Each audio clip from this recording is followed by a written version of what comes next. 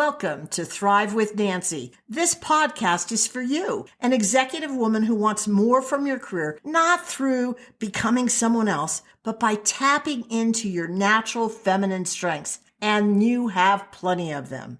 Let's begin our expedition into acknowledging and celebrating that we're Gladiat-HERs, as well as let's recognize the culture we work within. Why am I bringing in the term gladiator as a leadership discussion? It has such an in-your-face masculine force to it. And that's precisely why this is our podcast topic. Anyone would be hard-pressed to argue against business having a ton of energy as a vital element of its leadership equation. In part, that's why we women have sometimes felt like we're working in an alien territory. Not a very pleasant feeling at all, is it? Before moving forward, we must swing backward in time to understand the parallel that I intend between the ancient Roman gladiator and business executives. Yes, gladiators were professionals. As gladiators won more and more battles, they became highly respected and admired by Roman society, similar to a business executive in a career today. Gladiators and business leaders require a confident, bold level of skill and training to win and be honored on the battlefield. Their eyes are fixed on winning at all costs. Losing to both the gladiator and the business leader, in their mind, is not an option. The consequences are way too severe. Another connection is that both face significant risks and challenges. Yes, gladiators faced injury or death, but leaders confront risks associated with job security, compensation, financial stability, and other factors that could negatively impact their prestige and success, conceivably even heralding the death of a career. Yes, gladiators and business leaders are expected to perform their best under pressure and before an audience. Gladiators win or lose with spectators viewing them in the Colosseum, while business leaders are constantly gaining a thumbs up or a thumbs down, which determines their career future from the decision makers in their organization. Of course, gladiators are always men, though perhaps there's an argument for Wonder Woman and her Amazon tribe. Not. Put those male authors' illusory fantasies out of your mind, because they didn't even come close to tapping into the dynamic, authentic power of women. Oops. Sorry. I didn't mean to take us off purpose. It's just the way my mind went. The comparison I intend is so too leaders at the dawn of commerce were all men. That prevailing male energy still saturates many of today's businesses, policies, traditions, and expectations. Oh my gosh. That's an abundance of embedded manly testosterone ruling the executive suite and a woman's career. With all this existing, are you feeling less secure? Are you wondering if you can achieve your goals in this environment? Now is where it gets juicy. As it turns out, Gladiat-HERs have potent, winning talent essential in today's business. Ready to rest your laurels on your Gladiat-HER abilities? First, Gladiat-HERs don't hide their light under a bushel. They're at ease making their accomplishments known to their boss and senior management. How do you do this and remain in integrity with yourself and your hersness? It doesn't look like chest beating or bragging. No, it's connecting your achievements gracefully with a greater good of the company or your division or an individual on your team, because that's how women roll. And it's one of the secrets to being a standout. A Catalyst survey confirms that one particular skill makes a positive difference in a career. What is it? It's letting your organization hear about your contributions. So don't be shy. Figure out how to let others appreciate your added value. One executive woman I began coaching after she became dispirited when not named her boss's successor exposes the damage I believe a career can sustain if you don't speak up. When I suggested she drive the issue upward, she discovered that her boss never, ever let anyone know what a significant role she played in the division's success. That meant no one in the organization knew she had all the skills necessary to be the successor.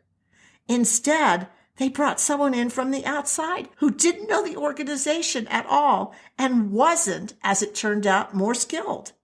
That will never happen to my client again. What about you? Second, Gladiat-HERs win through collaboration, not through defeating others on the battlefield. Collaboration is actively sought after in business today, with about 75% of employees rating teamwork and collaboration as important. Why?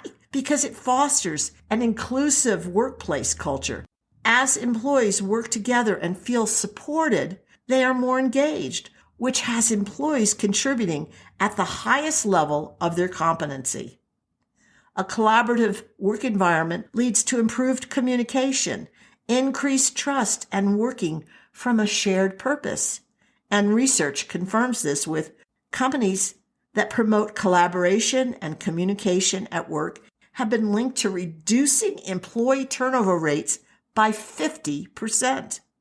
Employees are, on average, 17% more satisfied with their job when they collaborate at work.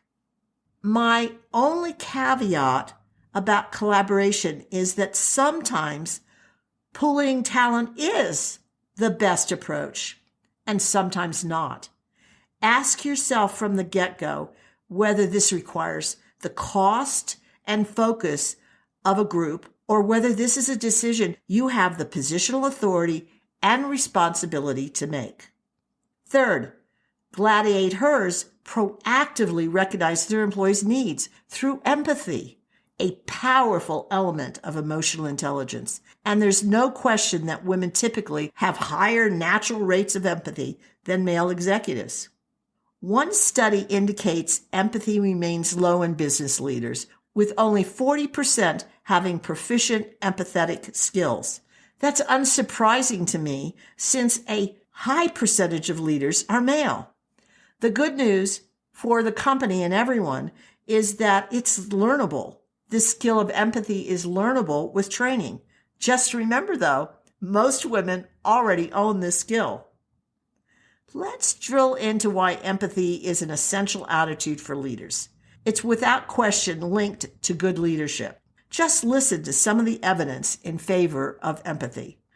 Studies by the Management Research Group found empathy is not only a key to good leadership, but it's one of the strongest predictors of senior executive effectiveness. A study by CCL Analysis links empathy to superior performance. And another study by DDI Analysis uncovered a significant relationship between empathy and leadership performance. No wonder research by Frank Recruitment Group found that most Fortune 500 companies with female CEOs are typically more profitable than those helmed by male CEOs. Now, are you ready to celebrate your Gladiat-HER qualities and own them? Can you see you have all the skills necessary if you want to play a bigger game in your organization? There is no reason to ever feel less than the best out there, no matter what position you hold.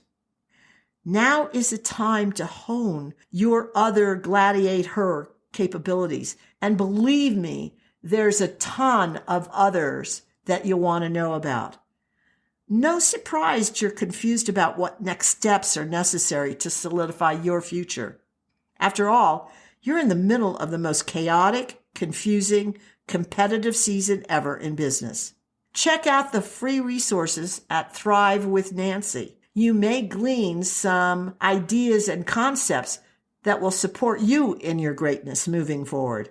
But more than that, isn't it time to partner with a strategic coach who understands achieving business success? The Your Strategic Edge program is where you and I create a full-on partnership to better your professional career and have you achieving your aspirations. Check it out at www.thrivewithnancy.com/executive/. Remember, no successful executive ever makes it to the top or even arrives at their next destination alone. I'm thrilled you've listened to the Thrive with Nancy podcast. My intention is to offer quick tips designed for you to apply right away, ones that will boost your career immediately. I bet you're already considering ways to implement these new ideas. Perfect! Now, if you do me a favor, pass the podcast link on to those who will benefit, your friends and coworkers. Thanks so much.